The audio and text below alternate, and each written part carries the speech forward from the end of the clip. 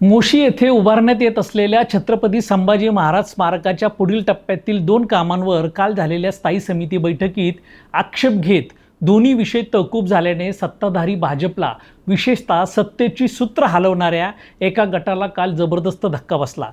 संपूर्ण बहुमत असलेल्या स्थायी समितीमध्ये हा विषय तहकूब होतोच कसा, असा संतप्त सवाल भोसरीतील बहुसंख्य नगरसेवकांनी आज स्थायी समिती अध्यक्ष अभिषेक बारणे यांना विचारल्याने त्यांची भंबेरी उडाल्याचे वृत्त आहे। दरम्यान आज गुरुवारी लगेचच स्मारकाचं काम पाहण्याचं नियोजन करण्याच्या हालचाली सुरू झाल्या। मात्र शिवसेना नगरसेविका सुलभा ओबाळे व राष्ट्रवादीच्या नगरसेवकांनी या पाहणी दौऱ्यात पत्रकारांना देखील सहभागी करून घेण्याची मागणी केली। दरम्यान हे दोन्ही विषय मान्य करण्याचे निर्देश असतानाही अभिषेक बारणे यांचं चातुर्य व मुत्सद्दीपणा कमी पडला। विरोधी नगरसेवकांच्या दबावामुळे त्यांना विषय तहकूब करावा लागल्याने स्थापत्यविषयक 32 कोटी 33 लाख तर विद्युत रोषणाईचा 18 कोटी 66 लाख या 2 स्वतंत्र निविदेचे विषय आता संशयाच्या भोवऱ्यात अडकले गेलेत।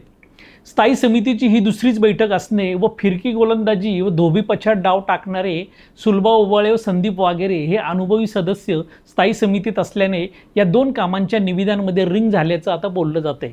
त्याच बळ व शक्यतेला पुष्टी देणारी बाजू म्हणजे अशा स्वरूपाच्या कामांना या अगोदर 30% बिलो मिळत असताना धनेश्वर नामक ठेकेदार पुतळा उभारणीपासूनच या प्रकल्पाशी संबंधित आहे।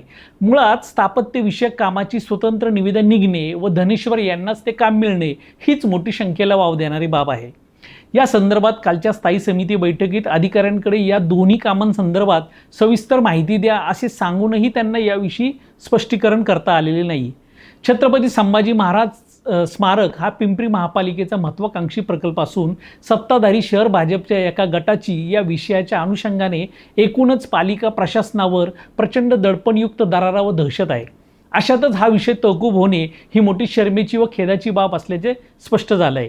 आजपर्यंतचा महापालिकेचा इतिहास पाहता अशा स्वरूपाचे टोकदार विरोध होणारे विषय एकतर अडवले जाणे व नंतर मंजूर होणे असे कायम घडत आलेले आहे। प्रशासक राजवटीत कुठलीच आडकाठी नसल्याने आत्तापर्यंत सगळाच आनंद होता। हा विषय 100% पास होणारच आहे, फक्त अर्थपूर्ण वाटाघाटीने तो सुटणार की नागरिकांच्या कररूपी पैशाचे रक्षण करून फेर निविदा निघणार हे पाहणं आता औत्सुक्याचं ठरणार आहे।